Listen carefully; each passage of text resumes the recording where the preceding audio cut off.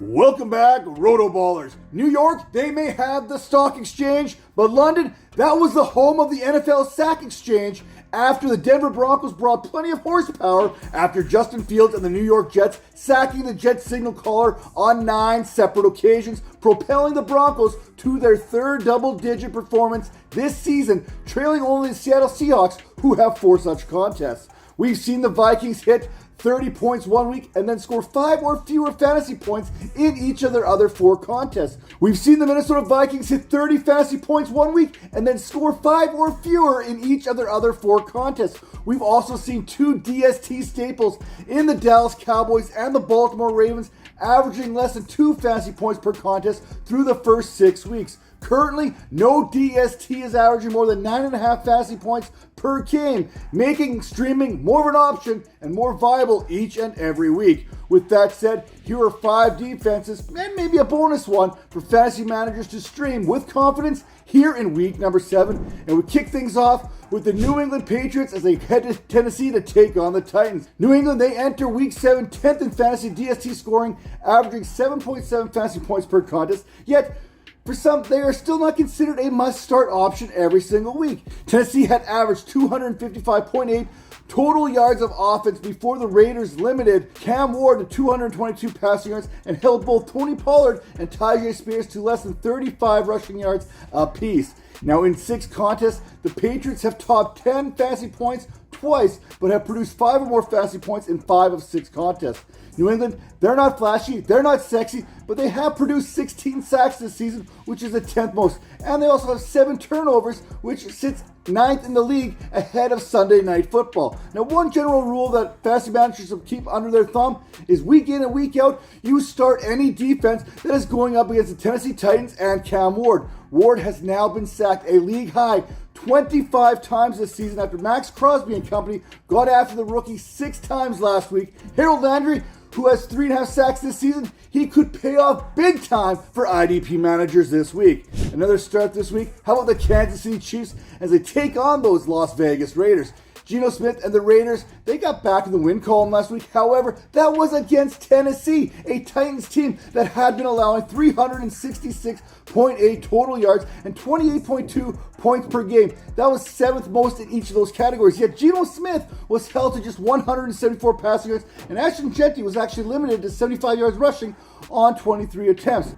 Entering Week 6 contest against the Detroit Lions, the Chiefs' defense was ranked 8th in passing yards allowed, giving up an average of 190.6 per contest and sitting with a +4 turnover ratio along with 13 sacks. On the other sideline, while Smith only threw 1 pick and was only sacked twice, and we use the term only because that's kind of impressive for Geno Smith nowadays.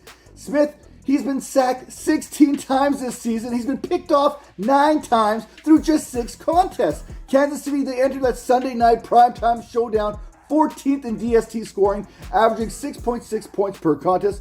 Once a weekly start, the Chiefs, they've been somewhat relegated to a streaming option. This week bodes well for their return to elite status.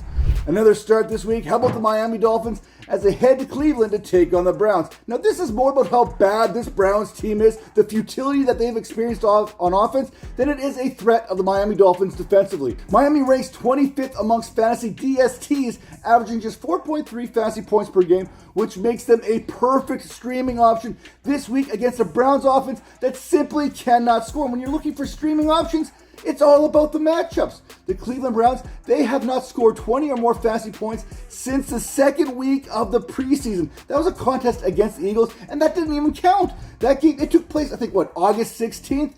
Since the start of the regular season, Cleveland has averaged 13.7 points per game, which is the fewest in the league by a large margin. Their passing attack, or lack thereof, is a major reason why they've struggled to score, averaging 191 passing yards per game. That is the 7th fewest. In 6 contests, Cleveland has failed to protect their quarterbacks, allowing 17 sacks in just those 6 games, including 6 sacks surrendered to the Pittsburgh Steelers a week ago. TJ Watt, he wasn't even a big part of that. He only had half a sack himself. Cleveland will likely find a degree of success running the ball. But when it comes to putting points on the scoreboard, if you can't do that, it really doesn't matter how many yards that Quinshon Judkins rushes for.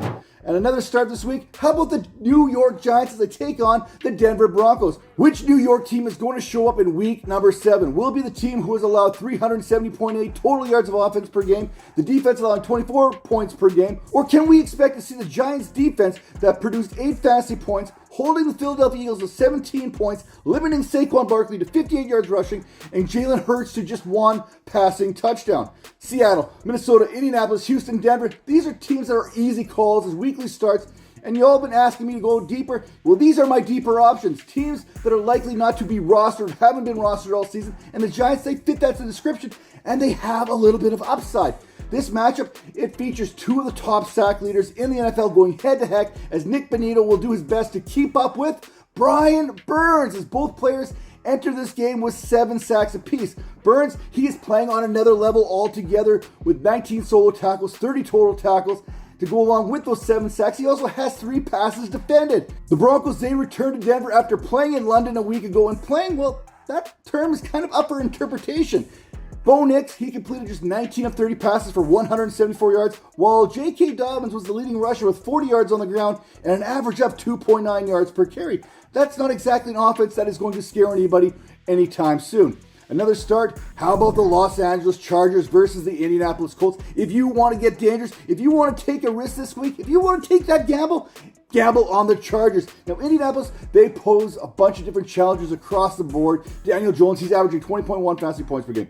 Jonathan Taylor, he averages 24.2 fantasy points per game. Meanwhile, Colts pass catchers Tyler Warren and Michael Pittman Jr., they average 14.2 and 13.6 fantasy points per game, respectively. Now, many will look at this matchup and simply fade it. Indianapolis' offense is too good, they'll say, and I'm not going to blame you if you do that. But scared money makes no money, and the Chargers' defense should be able to hold their own. The 5.8 fantasy points per game LA is currently averaging, it's not sexy, but this defensive unit has produced 6 or more fantasy points in 2 of their last 3 contests.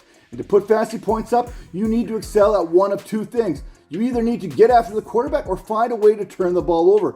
At the time of this recording, LA, they're entering week number 7 with the 5th most interceptions with 6 and the 5th most sacks with 16. Hey, that is opportunity right there. You know what? Let's give a bonus one here. You're going to start this team no matter what, but I really like the Pittsburgh Steelers this week as they head into Cincinnati for a date with Joe Flacco. Pittsburgh, they sit 2nd in the NFL with 20 sacks, and Joe Flacco is about as mobile as a stop sign. This could get ugly really quick. TJ Watt could end up with 5 sacks himself in this contest. And if you haven't already done so, hit that like button, hit that follow button, and make sure you head over to RotoBaller.com for all the latest news and fantasy analysis. And we'll see you next week.